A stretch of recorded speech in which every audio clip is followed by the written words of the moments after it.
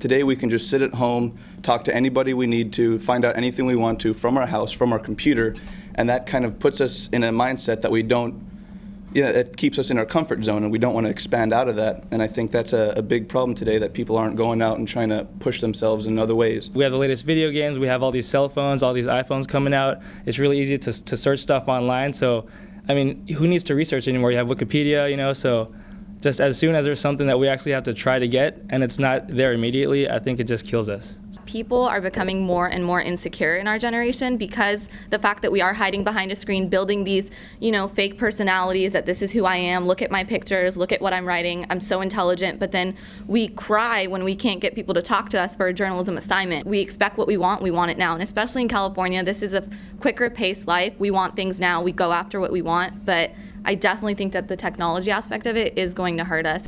Social networking is my friend. I am lucky to be an international traveler, and I don't get to call my friends in Italy and in Trinidad, but I can log into my Facebook, and I am constantly updated with them every day and can talk to them every day.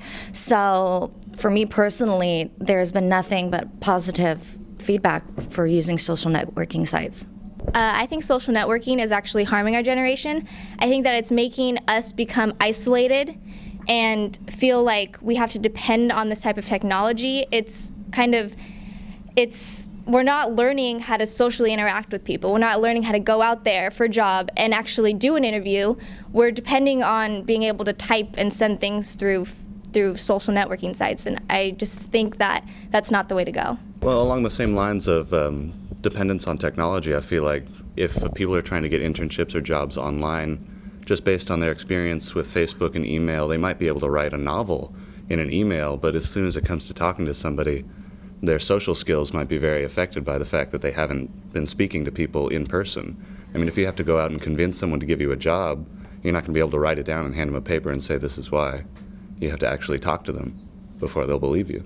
Our campus directly affects Facebook, and because we're in the Silicon Valley, they're looking at our age group right now because we're the biggest users on Facebook and other things like that. They're looking directly at us, and we have a direct impact on those toys now, the new developments with technology and things like that.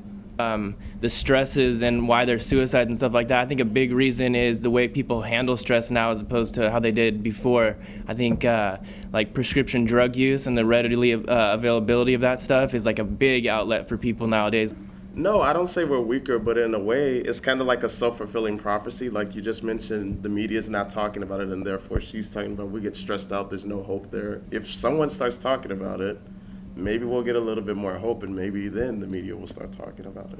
So every time we log on, it's attacking us, and we read all these stories about it's hard to find jobs. The unemployment rate for people our age is nearly double the national unemployment rate, and we see all these things, and we're not given any stories about the hope. Like, hey, if you work hard, you can find a job, because that is true. We can find a job, we can be successful, but the media is not broadcasting that because it's not interesting. Yeah, full-time student, I work at least like 40 to 50 hours a week. It's hard, it's very hard. But do I want to kill myself? Hell no, I don't. So that's how I feel. I'm a fighter, keep going.